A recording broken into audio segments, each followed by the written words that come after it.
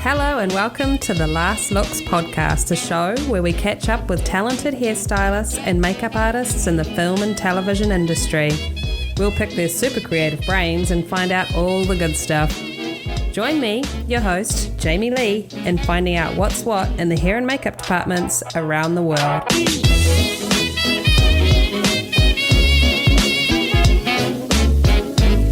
And now, a word from our sponsor. Welcome to the Last Looks podcast, Sammy. Thanks. So excited to be catching up again. Now, being that we're right in the midst of awards season, virtual viewing parties have become our new norm. So any recommendations on how to get your best Zoom-ready hair look by using HASK hair products in support of, let's say, this year's Oscars? Yes, I got you guys covered. So just because we're hanging via virtual this year doesn't mean we have to compromise looking good, right? So it's super easy to get that red carpet looking hair without even leaving the house, which is awesome. All you have to do is grab one of our 5-in-1 leave-ins and spray your strands during the blow-dry process, which will detangle and protect. Then mix our curl mousse with a few drops of the curl jelly and evenly distribute throughout the hair post-blow-dry for a voluminous and moisturized blowout. That seems like a pretty quick glam routine to me. It doesn't get much simpler than this. And all you need from here is a working Wi-Fi signal, and that's not something that HASK can really help you with. Definitely not. Hey, question. What if you feel a little wary about using heat on your hair just because of the possibility of damage? That's actually why the 5-in-1 leave-in spray is such a holy grail product of ours. It acts as a heat protectant and allows you to go to town when it comes to hot tools. So if you'd rather air dry, it also works wonders by eradicating frizz and giving your hair that natural shine, whether it's on Zoom or in real life. That sounds awesome, especially since we don't always want to blow dry. Yeah, I mean, it's important to give your hair a breather sometimes, even when in the midst of an award show. So that's why HASK wants to give everyone's hair the love that it deserves by only using what we call kind ingredients that'll treat and never harm your locks. Sammy, thank you and HASK for being part of the podcast today. Thanks for having me. And if anyone in the TV and film styling community ever needs help with supporting a project that they're working on, please send us an email at hask@stonemanagement.net and we'd be happy to help. That's awesome, Sammy. Thank you. Of course. Had a blast. And now, our feature presentation. Hello everyone and welcome to our bonus 2021 Makeup and Hair Oscars special. We have 5 of these beauties lined up for you to absorb and enjoy. I'm so incredibly grateful to all the guests on these bonus episodes as I understand how precious everyone's time is. When they're working full-time on a project and being bombarded with interviews, it can all get a little overwhelming, I'm sure. So for that, thank you, and thank you. For each of the 5 bonus episodes, the nominees were all asked the same questions. So if I sound like a broken record, that's because I am. But, as you'll hear, their answers are all very different. So sit back, relax, and enjoy the show. Pictures up. Last looks. Rolling. And action. Welcome to the Last Looks podcast team. Hey. Hello. And may I say a huge congratulations on your Oscar nomination for your work on the film Emma. Thank you. It's very exciting. Hey, now let's start with introductions. If you could tell us your name and what your position on the team was, please, that would be awesome. My name is Claudia Schdolzer. I was hair and makeup artist on Emma and on the main team, and I looked mainly after Anya Taylor-Joy and did the wig for Miranda Hart. Marese Langan was our HRD. She hired us all, and we're a very happy team, and we worked very closely together. And she sends her regards. She unfortunately cannot be here today. And I'm Laura Allen. I was the crowd hair and makeup supervisor on Emma. Okay, awesome. So let's start with, when you heard the news that you'd been nominated, what was the first thought that came to mind? Gosh, there was no thought as such. My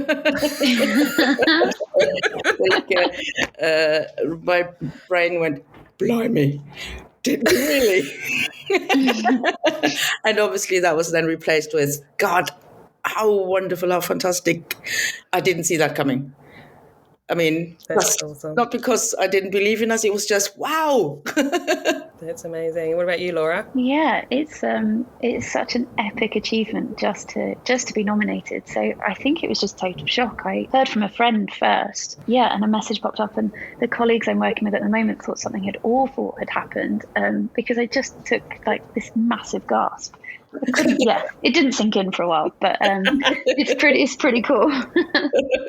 And when I heard, I rang Marese straight away, and she said, "I need to see proof." True? Really? Can you send me a photograph of the nominations? Okay. So she only believed it when I sent her actually a screenshot of the official nomination list. Yeah, I mean, there's no harm in that. We wanted to make sure. She's like, is this fake news? What's happening? Yeah, we were all quite speechless. Oh, that's amazing. Now, at the beginning, like you've worked on the film and it comes out and then it's time, the award season's kind of creeping up. What helps you guys decide to submit your work to the Academy in the first place to be considered for an Oscar? What makes you think, yep, we've got a film here that has a chance of getting in there? Well, I wasn't involved in this decision-making that we would submit it. I guess it's the producers who decide we will submit this product to the Academy for consideration. Yeah, maybe Marese would know more on that front. Yeah, she probably would have the answer to that. But I just can surmise that they thought that we have created something quite unique and very harmonious. So the film as a whole, together with costume, with production design, with all the settings that everything was in, and that it just created a very harmonious and believable whole, and that the individuals were developed in a beautiful and proper way, and so that all the hair and makeup from every single person who was involved in the film was so that it supported the actors in their acting and helped them shine and become who they want to be in their characters, I suppose. If I were the decision maker, that's what I would base it upon. Yeah, that makes total sense. Laura, do you have anything to add? No, I'm totally with Claudia on that one. I wouldn't have been part of that huge decision to be submitted to the Academy. I'm very grateful whoever did make that decision. But yeah, totally. Everything that Claudia said, you know, the harmony and sort of working alongside everything else in the film, and I feel like that would have been the reason that it was submitted. That's amazing. Now, talk us through two characters from the film, makeup and hair wise, from like research and development through to just daily workings and daily application. Yeah, as I said earlier, I looked mainly after Anya Taylor-Joy. Because we started quite late, we came very late to the party. We had about a week and a half of prep before the first pre-shoot day. So we really hit the ground running, and many looks were actually conceived and executed on the hop. I had a couple of fittings with Anya, and Marese had discussed with Autumn, our director, the hair color, the choice of hair color, and they looked at photographs of Anya as a child, and they decided that blonde was the way to go. Mm-hmm. And I mean, she looks absolutely beautiful in blonde, cream and cream. And so I had a couple of fittings with Anya and spoke with Autumn about what her vision was, and she has such a clear artistic vision, and she was very adamant about the tools that we used and the quality of the ringlets she was very much into her ringlets. Yeah, she was.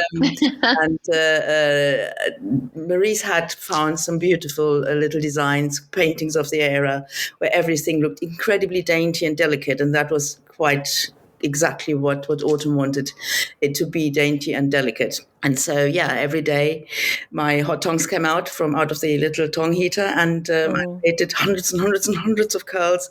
In the beginning, I used her own hair mainly, but because her hair had to be dyed every week, so she would not have any regrowth whatsoever, giving away that she was actually a dark-haired girl. I had to start treating her hair like a raw egg, and introduced a made weft to use as ringlets, and then use her own bulk of her hair without using too much heat on them. And every day, night before, I would go to costume and ask, would there be collars? Would there be hats? If hats, what hats? Big hats, small hats?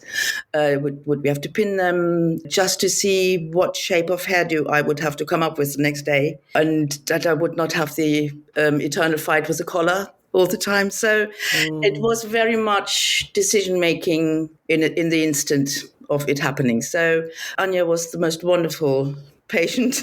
She just sat there and let me get on with it, and it was beautiful. And she has gorgeous hair, and so every day we came up with something else. So are you saying that the entire hair and makeup team only had a couple of weeks prep and that's it? Yeah, exactly. So we were for quite some time on the back foot until we caught up with ourselves. Yeah, that's amazing. Well done. And Laura? Yeah, well, I was the last person to join the team. So I think a week and a half's prep was all I had. And obviously, working in crowd, you know what it's like. The amount of fittings you have to get through before you even start shooting is pretty huge number. Costume had obviously done their fitting, so I was sort of recalling people back in to fit and sort of catching up on what had already been established with costume. Marese had obviously done a fair amount of research by the time I joined. I mean, I say a fair amount. She'd only had possibly like half a week more, but her referencing is beautiful, and the stuff that she had obviously gone through with Autumn, our director. It was so great to work with such thorough visuals. A lot of her images that sort of came my way were from costume diagrams, and they all had these lovely like elongated necks, and as Claudia said, it was very delicate, very sort of not a full brushed out set, if you like. These curls were, they took a bit of working and getting used to compared to other period dramas that I have experienced anyway. But yeah, I think that was a massive thing from the beginning. But on like a day-to-day application and stuff, it was just getting shapes in. A lot of the time we'd have to lose a lot of bulk of hair. A lot of background artists that are put forward for period dramas, because they have those lovely face shapes, have your sort of virgin hair that's full and thick and unlayered, and that's great. But on something like this, we had to lose a lot of the bulk of that hair, wrap, and then just dress a really small amount on top. It was really simplified, which worked with everything else in the film, but it did take a while, because if you dress that whole bulk of hair, it would end up huge. So yeah, we'd spend our time doing that, and as well to match what Claudia and Marese were doing with cast, we would spend a lot of time meticulously going through with beard tongs, your sort of 9mm beard tongs that have been in the tong oven, and going through people's hair, sometimes making weft pieces for fronts if they have quite fine hair that we didn't want to damage, and keep retonging throughout the day.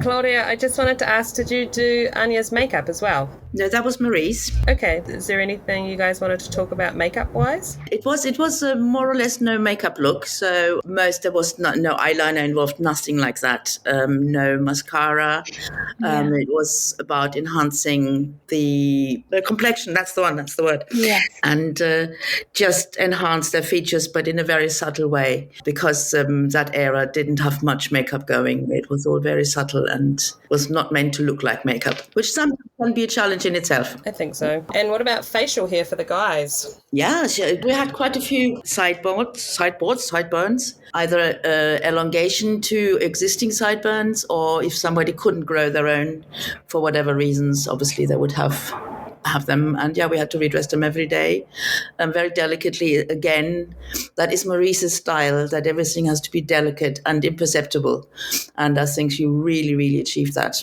As far as I could see, when we saw it on the big screen, you could not see the joint of where the facial started and the own hair ended. So so there were quite a few guys that had to have help in that department. Awesome. So while you guys were shooting, what did you find to be your biggest challenge?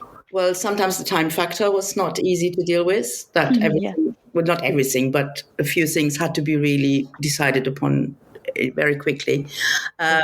Obviously, British weather. It's not LA weather. It's British weather.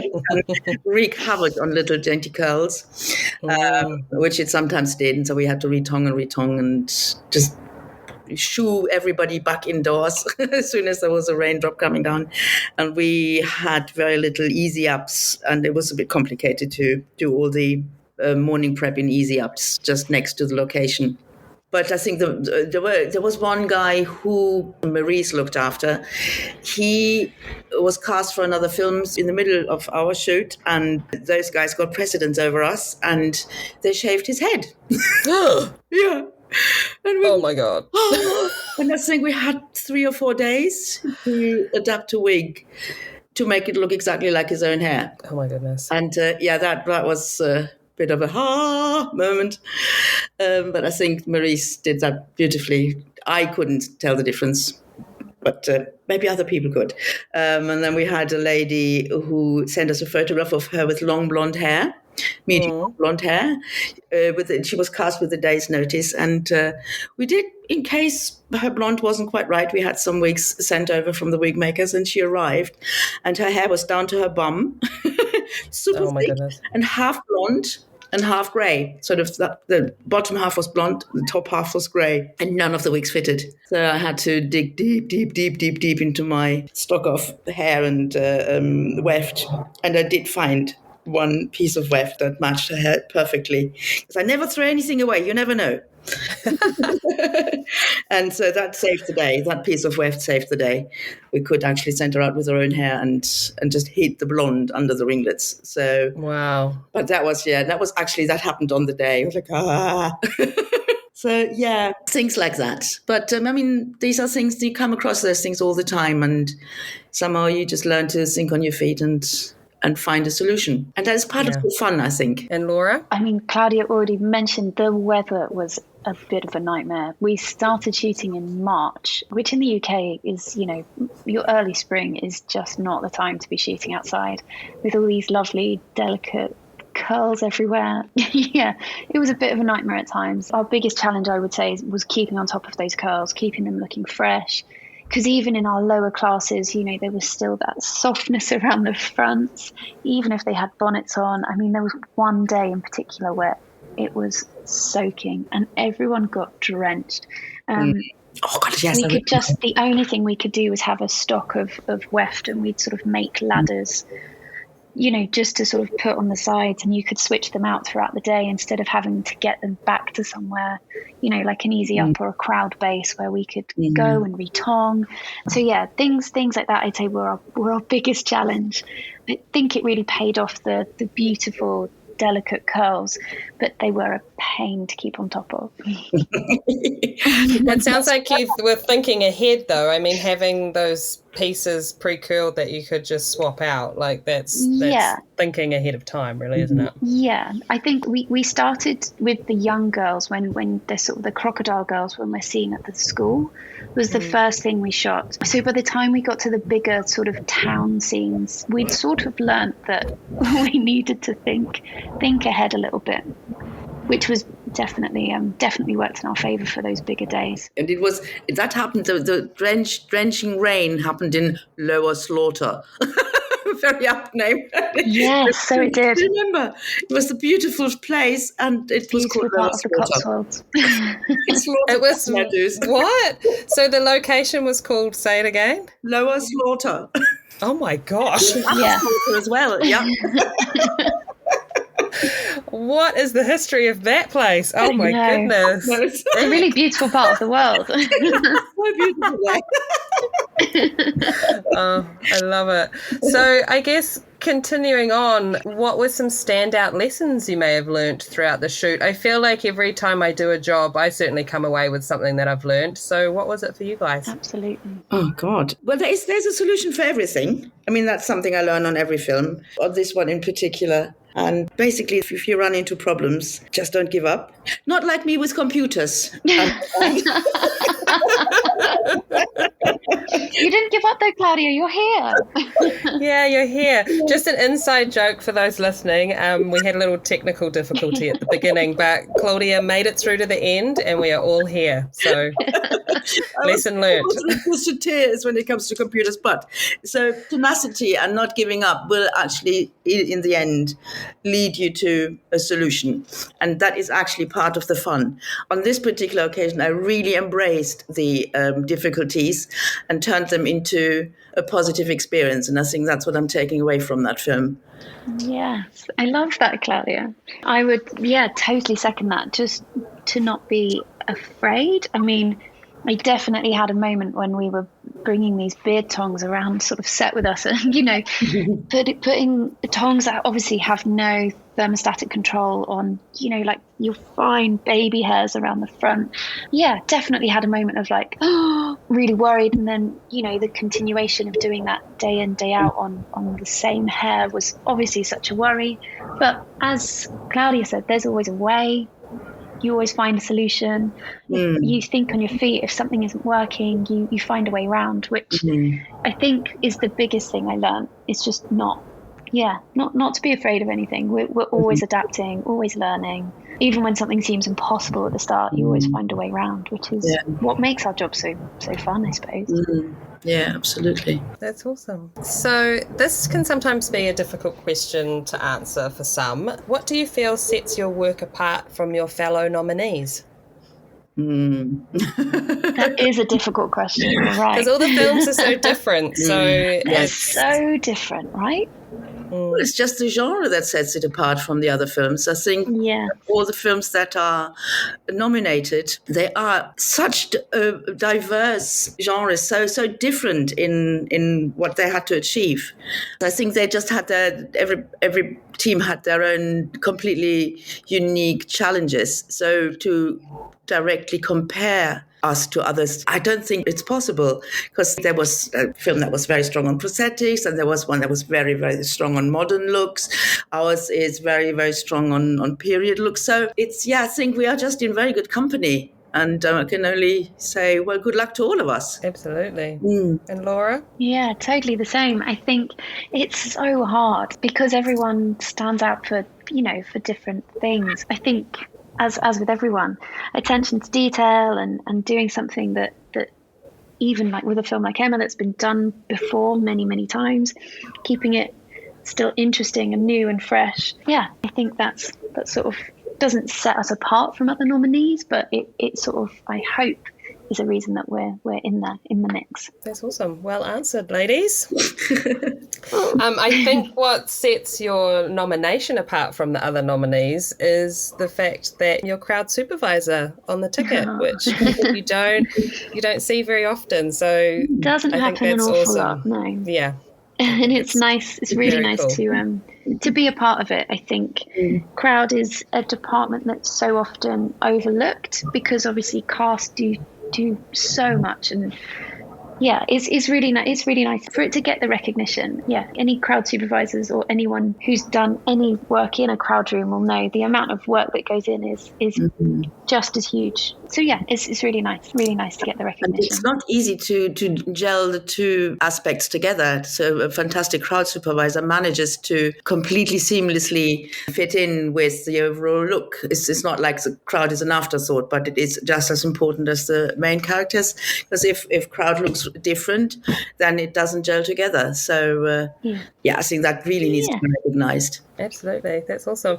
Hey, and did you guys want to take a moment to give a shout out to those that helped on the project? Because as we all know, it takes a team. So just if you wanted to say thanks to anyone, please do. Yeah, I mean, on behalf of Marese, she asked me to pass this on, and obviously from me as well. She wants to shout out to Tunde Kiesbenke, who was on our main team. She created some extraordinary, beautiful hairstyles. And to Angie, she was our trainee. Marese was keen on mentioning those two. And I would love to thank Denise. She was on our main team. She colored Anya's hair every week. And I mean, she's just a wonderful spirit. And with her wicked laugh, she kept us going. And so I'm eternally grateful to her good spirit and her expertise as a colorist. That's awesome. I would like to, firstly, Marese, for having me on the job. I feel so grateful. All the lovely girls in main team. Yeah, your support throughout was amazing, and mainly to Emma, my junior, and every daily that came out and relentlessly did those crowd calls with me. As you said, we're only as strong as our team, so yeah, can't do big crowd numbers on your own. So I can only take a tiny bit of credit for the amount of work that went in. I mean, you can certainly try and get through them all, but I could try. It might take me a while though. That's awesome. Okay, ladies, it has been so insightful to learn more about what it took to get your work on camera daily, and in turn bring you to this point today of being nominated for an Oscar. So again, congratulations, and thank you for joining me. Thanks so much, Jamie Lee. It's been a pleasure. Thanks for having us. Thank you. Bye-bye.